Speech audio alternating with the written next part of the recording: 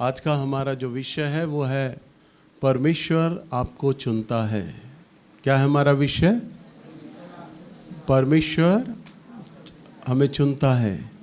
और किस चीज़ के लिए चुनता है? अपनी सेवा करने के लिए, अपनी महिमा को करने के लिए। बीते 2 सप्ताहों से लगातार हम एक वचन पर मनन कर रहे हैं। दोबारा से हम इस वचन की ओर चलेंगे। निकालिए पहला कुरिन्थियों की किताब और इसका 12 अध्याय और इसके 18 पद में हम देखेंगे। पिछले 2 सप्ताहों से हम मनन कर रहे हैं, हम दोबारा से सिर्फ 18वें पद में हम मनन करेंगे। क्या लिखा है? परंतु सचमुच परमेश्वर ने अंगों को अपनी इच्छा के अनुसार एक एक करके देह में रखा है। बस पिछली बार हम लोग सीख रहे थे कि किस प्रकार से परमेश्वर ने देह के अंदर अलग अलग अंगों का निर्माण किया है।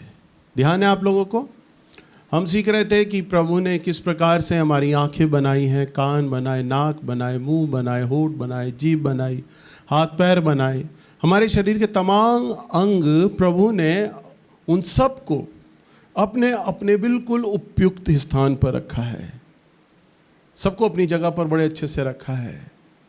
और उन अंगों का जो काम करने का तरीका है, उस तरीके के हिसाब से परमेश्वर ने उन्हें वो स्थान दिया है, उन्हें वो जगह दी है। और हमारे शरीर के जितने भी अंग हैं, उन सब अंगों का अपना एक अलग काम है। अब जिस तरह से मेरे भीतरी दिमाग है, ब्रेन है, वो अपना अलग काम कर रहा है। प्रभु इस समय मुझे जो वचन दे रहे हैं, जो प्रकाश दे रहे हैं आपको बताने के लिए, तो मेरा जो ब्रेन है परमेश्वर के वचन को रिसीव कर रहा है, ग्रहण कर रहा है। और मेरे ब्रेन में जो यादाश्त है परमेश्वर के वचनों की, उन बातों को मेरा ब्रेन इस्तेमाल कर रहा है प्रभु की सेवा करने के लिए। अब मैं प्रभु की सेवा कर रहा हूँ तो जो मेरा वचन का जो प्रकाश है ना, वो मेरे मुंह से बाहर आ रहा है। तो मेरी ज़बान काम दे रही है, मेरी ज़बान बोलने का काम कर रही है। मेरे हाथ ने माइक को थामा हुआ है। हर अंग देखो अपना अपना काम कर रहा है मेरी देह में। अब मैं वचन को प्रचार करते जब चलने लगता हूँ, तो मैं अपनी देह को इधर उधर जब चलाता हूँ, तो जो मेरे पैर हैं ना, वो मेरी देह का साथ दे रहे हैं। मेरा ब्रेन मेरी देह को हुक्म देता, अब लेफ़्ट चलना है तो मैं लेफ़्ट चलता हूँ। मेरा ब्रेन मेरे पैरों को हुक्म देता, अब राइट जाना है तो मेरा शरीर राइट जाता है। पर मेरे पूरे शरीर को कौन ले जाता है? मेरे पैर। तो जो शरीर के जो अंग हैं वो अपने अपनी जगह पर उपयुक्त हैं और सबका अपना अपना रोल है। कोई अंग ये नहीं कह सकता कि मैं तुझसे बड़ा हूँ, और कोई अंग ये नहीं कह सकता कि तू मुझसे छोटा है। हर अंग का अपना एक अलग महत्व है। हालेलुया। उदाहरण के तौर पर, अब जैसे मैंने माइक को पकड़ा है, अब माइक के अंदर जो मेरी उंगलियां हैं, जो कलाई है, ये अपना मेन रोल अदा करती हैं। माइक को मैंने पकड़ा हुआ है। हम सामान को बड़े आराम से पकड़ लेते हैं। पर एक बार क्या हुआ, मेरा अचानक बाइक से जब एक्सीडेंट हुआ तो मेरी कलाई के अंदर फ्रैक्चर आ गया, थ्रेड आ गई, और उस समय मुझे प्लास्टर लगाया गया। प्लास्टर जब 2 महीने बाद मेरा प्लास्टर खुल गया ना, आप यकीन मानो मेरे हाथ में, इस हाथ में इतनी ताकत नहीं थी कि सुबह उठते वक्त है ना, में जो ब्रश होता था ना, उसमें मैं पेस्ट भी नहीं लगा पाता था, दबा नहीं पाता था। मेरी उंगलियां उस पेस्ट में से, जबकि हल्के से दबाओ तो क्रीम आ जाती है पेस्ट की, दबा ही नहीं पाता था, क्योंकि कलाई में ताकत ही नहीं थी, उंगलियों में जोर ही नहीं लग पा रहा था।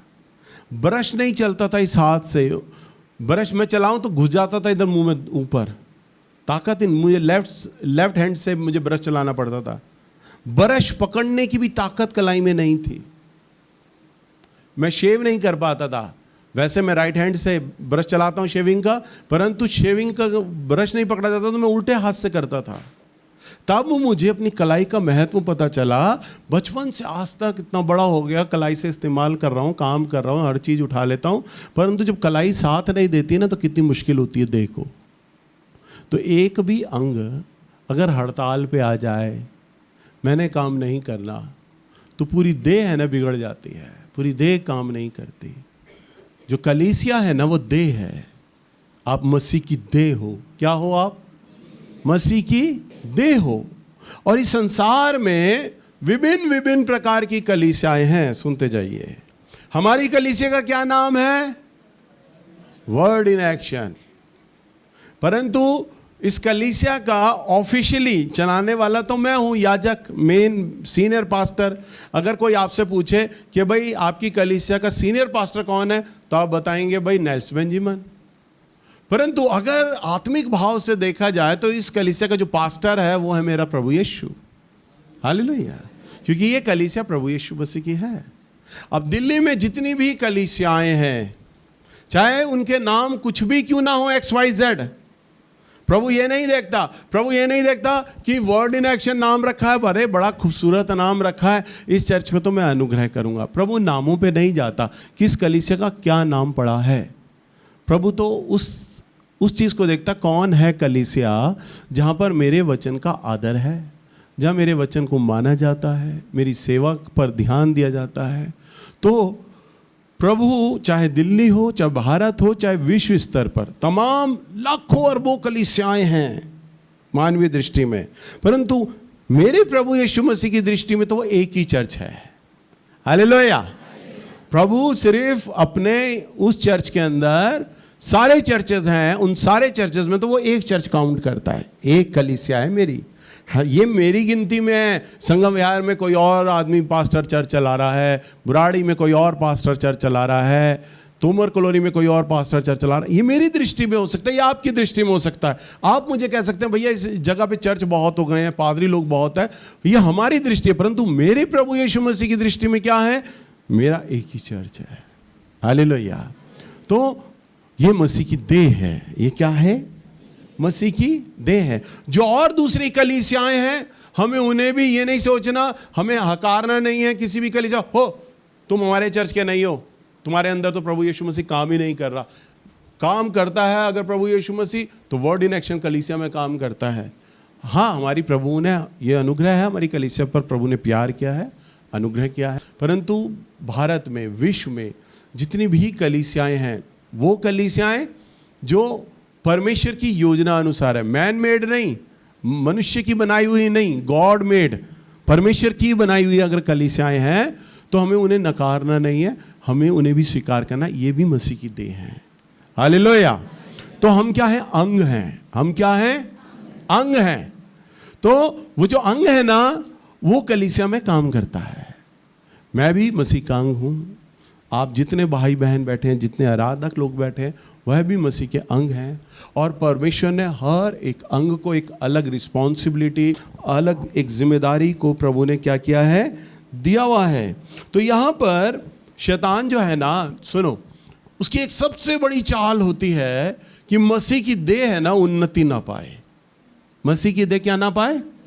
उन्नति ना पाए, तरक्की ना पाए। तो वो क्या करता है? मसीह की देह में भेद प्रकट करता है, अलग अलग। बताओ, शैतान का सबसे बड़ा स्वभाव मालूम है क्या है? वो दोष लगाता है। क्या लगाता है? कमियां ढूंढता है। वो दोष लगाने का काम उसके अंदर होता है।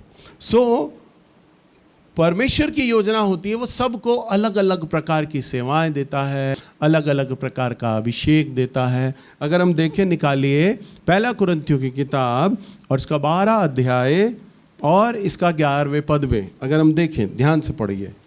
परंतु ये सब प्रभावशाली कार्य वही एक आत्मा कराता है, और जिसे जो चाहता है वह बांट देता है। क्या लिखा है? और ये सब प्रभावशाली कार्य वही एक आत्मा कराता है, जिसे चाहता है उसे क्या करता है? बांट देता है। अब प्रभु सबको अलग अलग सेवा का अभिषेक देता है। किसी को गाने का, किसी को बजाने का, किसी को भविष्यवाणी करने का, किसी को सुसमाचार प्रचार करने का, किसी को सेवा करने का, किसी को अभिषेक देता है, बोझ देता है। तुम प्रार्थना करो कलीसिया के लिए, प्रभु के भक्तों के लिए, उपवास करो, तो प्रभु उनको उपवास के लिए बोझ देता है, प्रार्थना करने के लिए बोझ देता है। ध्यान से सुनो, कई लोगों को चर्च में परमेश्वर फाइनेंशियल सपोर्टर बनाता है, धन के ऊपर उन्हें बढ़ाता है, धन में आशीषित करता है कि तुम अपने चर्च के लिए धन के एक पिलर बनो, फाइनेंशियल पिलर बनो, ताकि जितने भी पैसों की ज़रूरतें हैं तुम उन्हें पूरा करो। और लोग तो दशमांश भेंटे दे रहे हैं, परंतु तुम्हें उन सब से बढ़कर देना है। तो ऐसे जो लोग जो फाइनेंशियल सपोर्टर होते हैं वो दार होते हैं, उनकी वो सेवा होती है, उन्होंने सिर्फ पैसा खर्चना है प्रभु के काम के लिए, प्रभु के राज्य के लिए पैसा खर्चना है। वो समय नहीं दे सकते, उनके पास समय नहीं है, परंतु वो पैसा दे देते हैं बहुत सारा, और पैसे से प्रभु का काम हो जाता है। कई लोगों के पास पैसा नहीं होता पर समय होता है प्रभु के काम करने के लिए, तो वो अपना समय दे देते हैं प्रभु के लिए। समझ रहे हैं ना?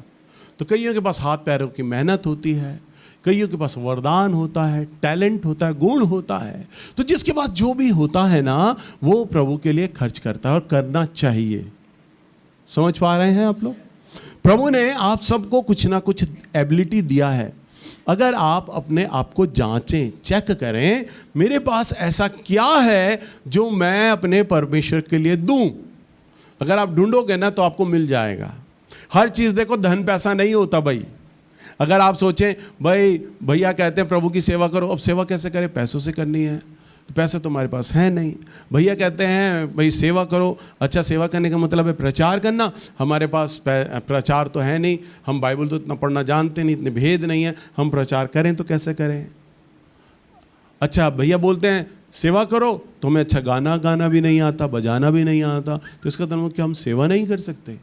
आप लोगों के मनों में सवाल आता होगा, मेरे पास पैसा नहीं है, अच्छा प्रचार नहीं है, मैं गा बजा नहीं सकता, तो मैं सेवा कैसे करूं? परंतु अगर आप देखें, प्रभु ने आपको ऐसा कुछ दिया है जो और किसी को नहीं दिया। ये देखो आप अपने अंदर, आपके अंदर एक चीज है कि प्रभु ने आपको जो दिया है ना, वो सुपीरियर दिया है, आपको सबसे अलग हटके दिया है। आपके पास कुछ ना कुछ एक ऐसा है जो औरों के पास नहीं है, जो आपके पास है केवल, क्योंकि आप तो देह हो, देह का अंग हो। प्रभु सबको एक समान नहीं बनाता। परमेश्वर ने क्या हमारे पूरे शरीर में आंखें लगाई हैं? प्रभु ने क्या हमारे पूरे शरीर में पैर ही पैर बनाए हैं? नहीं। प्रभु ने 2 पैर, 2 हाथ, 2 आंख बनाए हैं, 2 कान बनाए, 1 मुंह बनाया है। तो प्रभु ने जानता है कि किसको क्या जरूरत है और कितनी है। तो प्रभु ने सबको एक जैसा काम नहीं सौंपेगा कभी भी कलीसिया में, सबको अलग अलग प्रकार के दान, वरदान और तोड़े देता है।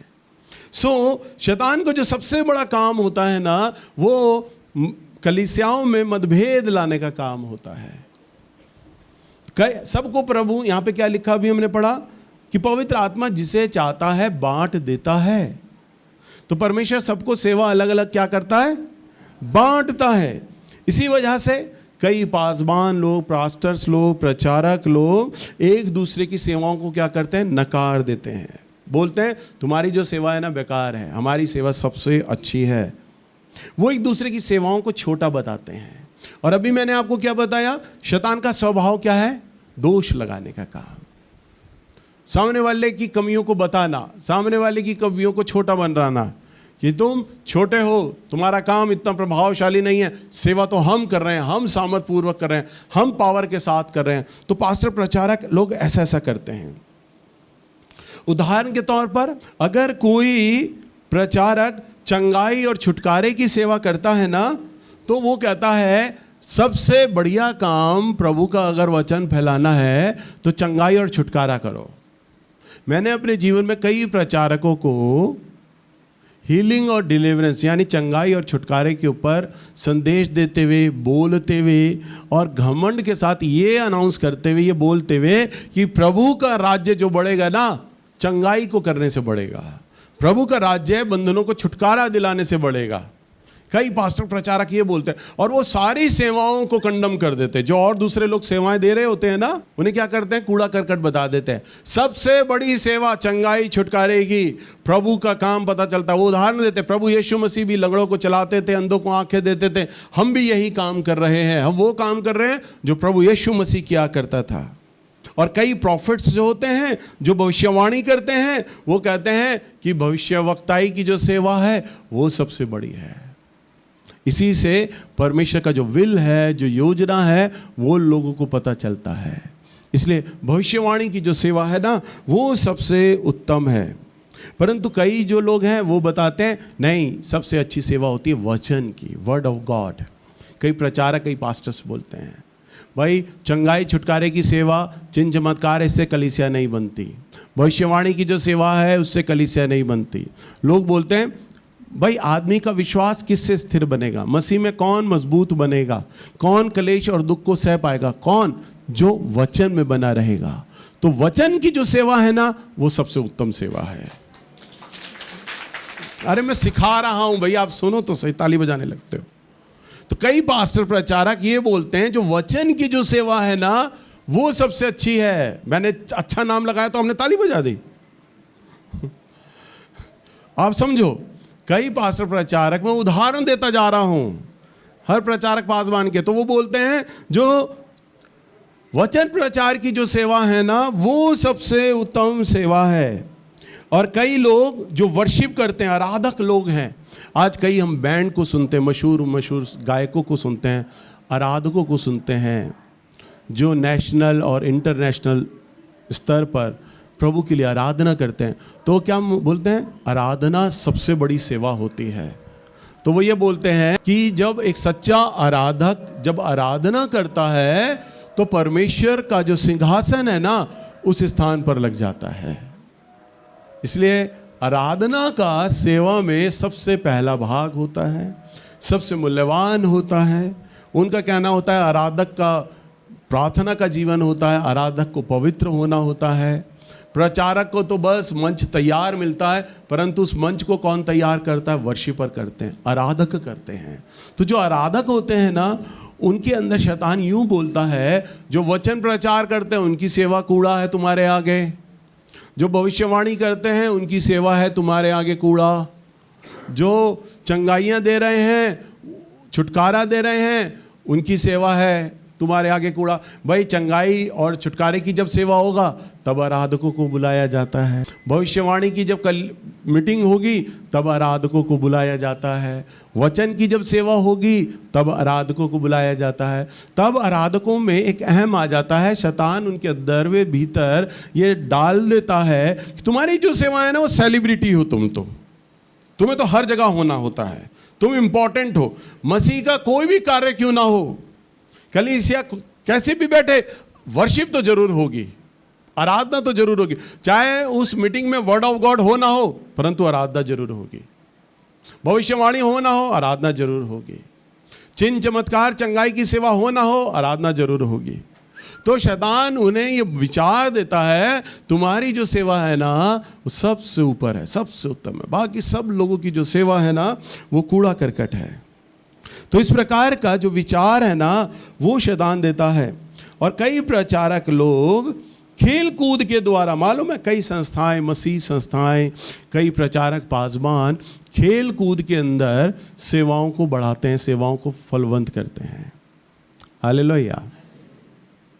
एक बारी मानसी का भाई गोलू और शिवानी अनुराग ये दोनों मेरे पास आए और प्रपोजल लेकर आए, भैया फलाने चर्च में क्रिकेट के द्वारा प्रभु का वचन दिया जाता है, वहाँ क्रिकेट खिलाया जाता है, आप भी ऐसी टीम करो। याद है बेटा, मुझे प्रपोजल दिया था।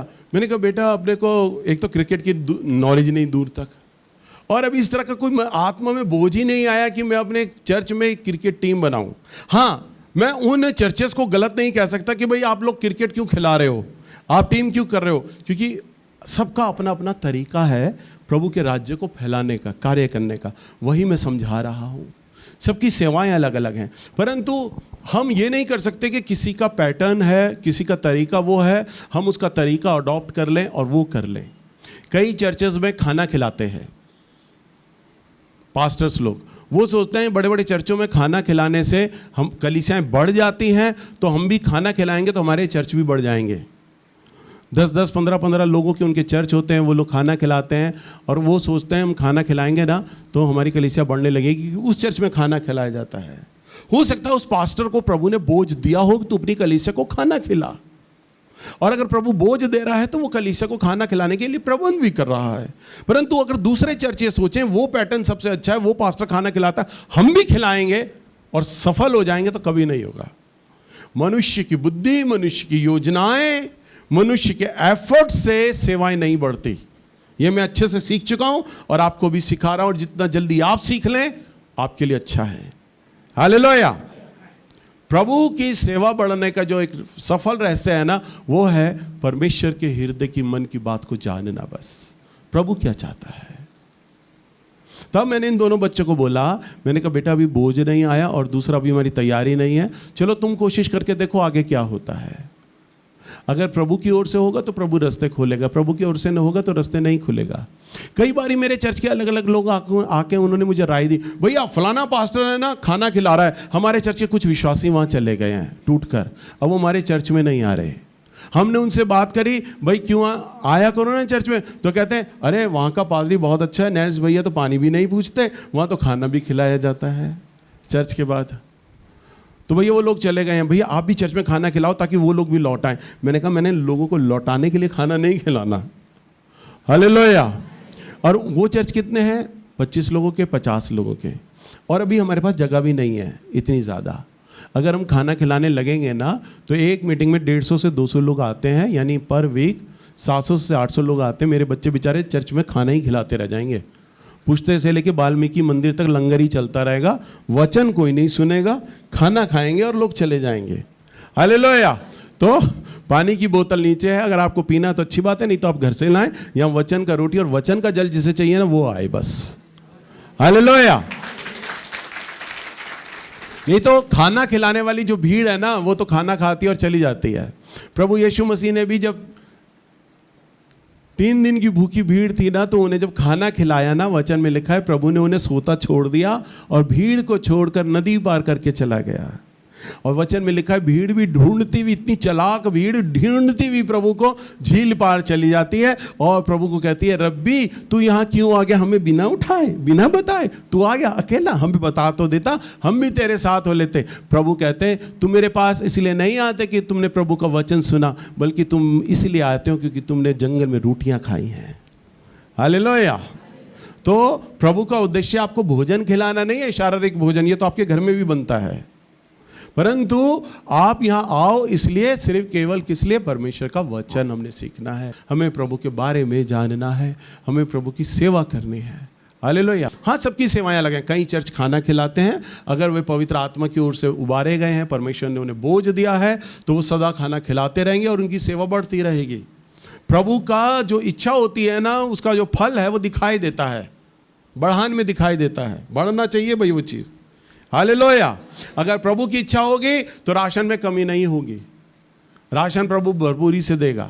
मेरी जानकारी में कई चर्च ऐसे हैं जिन्होंने मेरे चर्च में से निकल के चर्च बना लिए, खाना भी किया लोगों का, परंतु कुछ हफ्ते, कुछ महीने, कुछ साल खींचे, अपनी जेब से खाना खिलाया, परंतु खाना नहीं खिला पाए। आज खाना बंद हो गया उनके चर्च का, क्योंकि प्रभु की विल नहीं था। कलीसिया खत्म हो गई, लोग खा खा के चले गए। कई लोगों ने तो सुबह नाश्ते में भी, चर्च में जब लोग आते तब भी नाश्ता कराते, ब्रेड पकोड़े और समोसे का, और चर्च छूटने के बाद भी उन्हें भरपेट खाना खिलाते, तब कलीसिया नहीं बना पाए। बताओ, हमारे चर्च में तो किसी को पानी भी नहीं मिलता, खाने की तो बात ही छोड़ दो, 1 तारीख को ही मिलता बस, वो भी 2 साल से नहीं हो रहा फंक्शन। हालेलुया। परंतु प्रभु का अनुग्रह, परमेश्वर ने बैठाने की जगह नहीं छोड़ी है, तो हमें रोटियों पे नहीं जाना है, सबकी सेवाएं अलग हैं। हालेलुया। और इसी तरह से शैतान ने कलीसियाओं में है ना शिक्षाओं को लेकर भी मतभेद डाले हुए हैं। ये तो बुलाहट है, ये तो सेवा है, और शैतान ने सेवाओं को ले, कलीसिया में शिक्षाओं को लेकर भी मतभेद डाले हुए हैं। और क्या मतभेद डाले हुए हैं उसने अलग अलग? और किसी को ये बोलता है शैतान कि उनकी शिक्षा ऐसी नहीं है, तुम्हारे जैसी मेल नहीं खाती है। देखिए, आपको एक बात समझने की आवश्यकता है, प्रभु असीमित है। बोलिए असीमित। उसकी कोई लिमिट नहीं है परमेश्वर की। हाँ, किसी भी प्रचारक को वचन का एक ज्ञान हो सकता है, बाइबल का एक ज्ञान हो सकता है, परंतु मुझे कोई धरती पर एक आदमी ऐसा दिखा दो जो ये कह दे कि मुझे संपूर्ण बाइबल का ज्ञान है, मैं मान ही नहीं सकता। धरती के बड़े से बड़ा प्रचारक, पास्टर ये कह ही नहीं सकता मुझे पूरी बाइबल याद है, मुझे पूरी बाइबल का नॉलेज हो गया है ना। अरे वो तो परमेश्वर का हृदय है, हृदय बाइबल प्रभु का मन है, प्रभु का वचन है, और प्रभु हमारा इतना अथाह और गहरा है, उसे कोई खोज ही नहीं सकता धरती का आदमी। ये तो परमेश्वर अपने वचन की कुछ कुछ बूंदें हमारे ऊपर डाल देता है। मुझ पर डाल दी, आप लोगों पर डाल रहा है। और मैं ये कहने लगूं, जी मुझे 27 साल हो गए हैं, बाइबल पूरी घोट के पी गया हूं, कहीं से भी कुछ पूछ लो, हर एक पद मुझे उंगलियों पर रटा हुआ है, मैं अच्छे से वचन प्रचार कर सकता हूं। जिस दिन मैं ये कहने लगूं या सोचने लगूं, सबसे बड़ी बेवकूफ़ी मेरी होगी, क्योंकि मेरा परमेश्वर तो असीमित है। वचन में लिखा है, प्रभु यीशु मसीह ने कहा, प्रभु ने इतने आश्चर्य कर्म किए, इतनी बातें बोली, अगर वे लिखी जाती तो जगत में ना समाती, जगत में ना समाती। अगर प्रभु सारे लेखकों को बैठा देना और कहते लिखना शुरू कर दो मैंने क्या क्या काम किए, तो इतनी किताबें लिखी जाएंगी कि जगत में नहीं समाएंगी, पूरा ब्रह्मांड भर जाएगा। हालेलुया। उसके कामों को लिखने से ही ब्रह्मांड भर जाएगा। सोचो, एक छोटे से 250 ग्राम जो प्रभु ने भेजा है ना, उसमें कहाँ से ही आ जाएगा सारा वचन? आ ही नहीं सकता। इसलिए मेरा प्रभु क्या करता है, प्रभु जानता है, बेटा मेरा तो 100% ज्ञान है, 100% का 1.0000001% मैंने तुझे वचन दिया है। सारा तो बेटा 1% भी नहीं दे सकता मैं तुझे, फट जाएगा, तू मर जाएगा। फिर वो कहता है मैं इसको दे देता हूँ 1% का 0.0000001% इसको दे दूंगा, 1% 0.0000001 दे दूंगा, और बेटा इसको जो मैं दूंगा ना पारुल को नेल्स में, वो तुझे नहीं दूंगा, क्योंकि जब तू सिखाएगा तो अलग तरीके से मेरे बारे में बताएगा, क्योंकि तू फट जाएगा। और मैं कॉपी पेस्ट भी नहीं करता कभी भी। हालेलुया। प्रभु कहते हैं मैं वो सारा वचन मैं पारुल को नहीं सिखाऊंगा, मैं डबल कॉपी नहीं करूंगा, मैं तुझे अकेला नेल्स बनाऊंगा। मैं जब प्रभु में आया ना, मेरे अंदर मिमिक्री की आदत है, मालूम है आपको। मैं नकल बड़ी जल्दी उतार लेता हूँ, चाल ढाल, बोलना चालना, आवाज़ें भी निकाल लेता हूँ। मैं जब प्रभु में आया ना, तो आमोस भैया से मैंने वचन सीखा था। मैं आमोस भैया वाला स्टाइल अपनाता था, आमोस भैया की तरह वचन देने लग गया था। जब दीपक लॉरेंस मिले, मुझे कहते हैं भैया आमोस भैया को देख लो और आपको देख लो, दोनों एक हो। मैं कहता इसलिए क्योंकि एक्टिंग करता हूँ पूरी। फिर मैंने ब्रदर दीनाकरण का वचन सुना, मैं ब्रदर दीनाकरण का कॉपी करने लगा, ब्रदर दीनाकरण की तरह बोलने लग गया। मैं सोचता ये ऐसे प्रचारक जो स्टाइल से बोलते हैं ना, ऐसे ही प्रभावशाली वचन होता है। एक रात में प्रार्थना कर रहा, परमेश्वर की आत्मा ने मुझे कहा दीनाकरण भी मेरा संत है और आमोस भी मेरा संत है, और जिन लोगों की तू नकल करता है वो भी मेरे संत हैं, परंतु मैं तुझे उन जैसा ना बनाऊंगा। तू नेल्स है, मैं तुझे नेल्स ही बनाऊंगा। हालेलुया। तब परमेश्वर की आत्मा की आवाज़ मुझे समझ आ गई, प्रभु मुझे आमोस नहीं, दीनाकरण नहीं, फलाना कोई प्रभु का दास नहीं, प्रभु तो मुझे नेल्स बनाना चाहता है। मुझे नेल्स की पहचान नेल्स से करना चाहता है। और जो मुझे वचन दिया है वो मेरे आत्मिक पिता को नहीं दिया, जो आत्मिक पिता को दिया वो मुझे नहीं दिया, भले ही मैं उनका चेला हूं। आप समझ रहे हैं ना, मेरे प्रभु का स्वभाव है कॉपी पेस्ट नहीं मारता, क्योंकि वचन ही उसके पास इतना इतना ज्ञान है, वो कहां तक बांटे सब लोगों को। इसलिए वो सबको अलग अलग अलग अलग देता है, ताकि सब उसके ज्ञान को दुनिया में बिखेर सकें, बता सकें, जा सकें, मसीह की इस कलीसिया में सिखा सकें, जगत की तमाम कलीसियाओं तक मेरे परमेश्वर का वचन का ज्ञान फैला सकें। हालेलुया। कोई अगर मुझे आकर कहेगा ना, भैया पारुल को फलाने चर्च में बोलने का मौका मिला, अब तो आपकी छुट्टी बंद हो जाएगी, आपकी चर्च की लड़की निकल गई, फलाने चर्च में प्रचार करेगी, अब आप क्या करोगे? आप उस पादरी को कहो कि उसे आगे से बुलाने का मौका ना दे, मैं खुश हूँगा। नहीं, अच्छा है, उसे बुलाने का मौका दिया है, क्योंकि जो उसके पास है वो मेरे पास नहीं, और जो मेरे पास है वो उसके पास नहीं है। परंतु जब लोग सुनेंगे तो वे जान लेंगे, हाँ पारुल के पास अपना वचन है, अपना अभिषेक है, नेल्स भैया के पास अलग अलग है, अपना अभिषेक है। जो पहचान सकता हो वो अलग अलग डिफाइन कर लेगा। हालेलुया। परंतु जो खिचड़ी खाते होंगे ना, तो सब जैसा एक जैसा लगता है। कई लोग होते हैं ना, उन्हें खाने का टेस्ट ही नहीं मालूम होता। पहचान होनी चाहिए आपको, ये तो चलो हमारा अलग विषय है, पहचान होनी चाहिए। तो इस सावधान, कभी आप मुझे खाने पे बुलाएं तो बड़ा अच्छा खाना बनाना। वैसे तो बुलाते नहीं हो, फिर भी कभी भूले चुके अगर बुला लो तो अच्छा खाना बना देना। और प्रभु का जो वचन है वो असीमित है, इसलिए परमेश्वर अलग अलग प्रकार के अलग अलग विषयों को प्रभु अलग अलग प्रकार का विषय का वचन देता है। कई प्रचारकों को केवल वो उद्धार की शिक्षा देता है। अगर आप ब्रदर दीनाकरण के मैसेजेस को सुने, ब्रदर दीनाकरण सिर्फ उद्धार के ऊपर बोलते थे, प्रभु का तरस, प्रभु का उद्धार, परमेश्वर का प्रेम। वो कभी वरदानों पे नहीं बोलते थे, कभी भविष्यवाणी पे नहीं। अगर उनके यूट्यूब पे जितने वचन सुने, गूगल पे सुने, प्रभु तरस का भरा परमेश्वर है, उद्धार करता परमेश्वर है, बस सिर्फ उद्धार उद्धार उद्धार। और कई प्रचारक लोग ये बोलते हैं, अरे ये सिर्फ उद्धार बताते हैं, दान वरदानों के बारे में नहीं बता रहे, अभिषेक के बारे में नहीं बता रहे, तो केवल उद्धार के बारे में बता रहे हैं। और कई प्रचारक लोग अंतिम दिनों के बारे में बताते हैं। मेरे आत्मिक गुरु, मेरे आत्मिक पिता भैया आमोस अंतिम दिनों की जागृति, अंतिम दिनों के बारे में ही प्रचार करते हैं। अभी मेरे चर्च में भी जब सेमिनार आए थे तो अंतिम दिनों के बारे में प्रभु ने उन्हें बोझ ही वही दिया, वही तोड़ा दिया। अंतिम दिनों के बारे में प्रचार करते हैं। दान वरदानों के बारे में प्रचार उनके मुंह से नहीं निकलता, उद्धार के बारे में मुंह से नहीं निकलता। प्रभु ने तोड़ा वही दिया अंतिम दिनों का। एक बहुत बड़े प्रचारक हैं, मैं उस प्रचारक का नाम सुन रहा, वो आमोस भैया की कमी बता रहे और बोल रहे कि कई लोग अंतिम दिनों के बारे में प्रचार करते हैं, पर अंतिम दिन तो बाद में आएंगे, पहले तो आदमी को तरस और प्रेम से बनना है, उद्धार से बनना है। अभी अंतिम दिनों तक क्यों पहुंच रहे हैं लोग?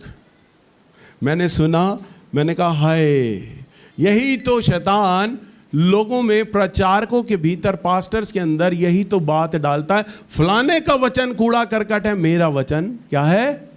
सबसे अच्छा है। और कई लोगों को जो प्रचार करते हैं केवल परमेश्वर के तरस से, परमेश्वर के प्रेम से प्रचार करते हैं।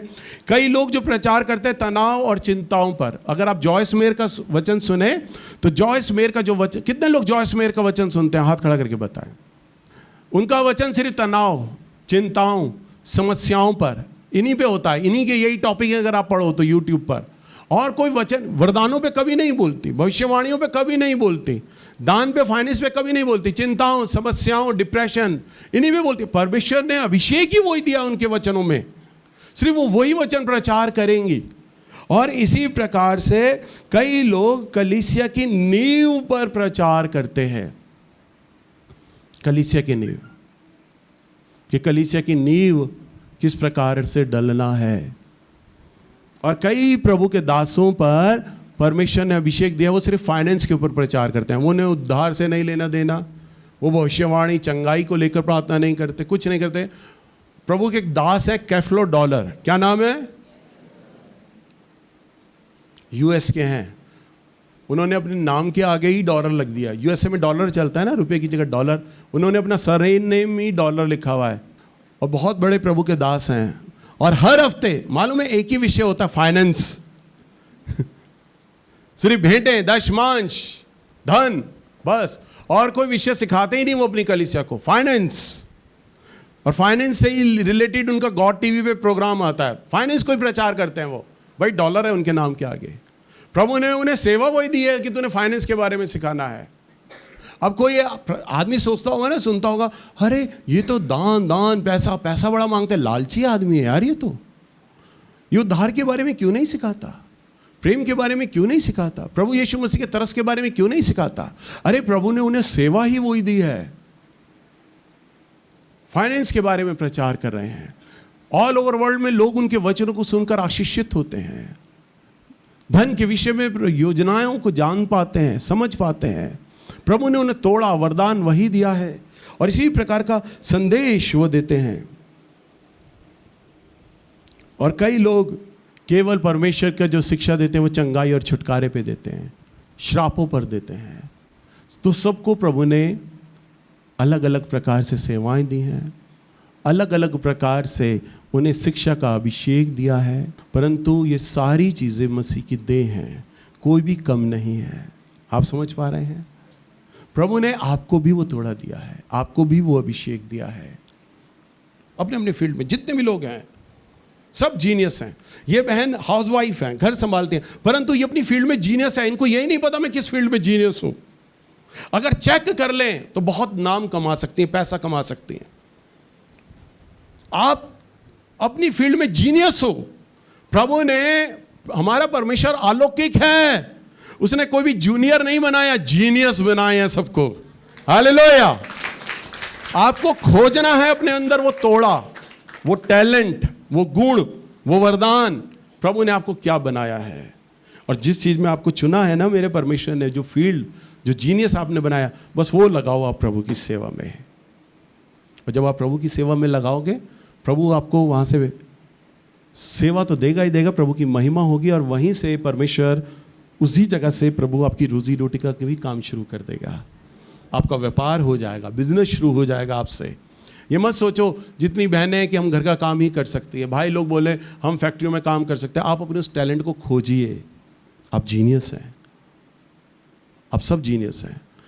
प्रभु ने आप सबको ब्रेन दिया है, वो ताकत दी है, वो गुण दिया है, वो टैलेंट दिया है, बस जांच लो अपने को।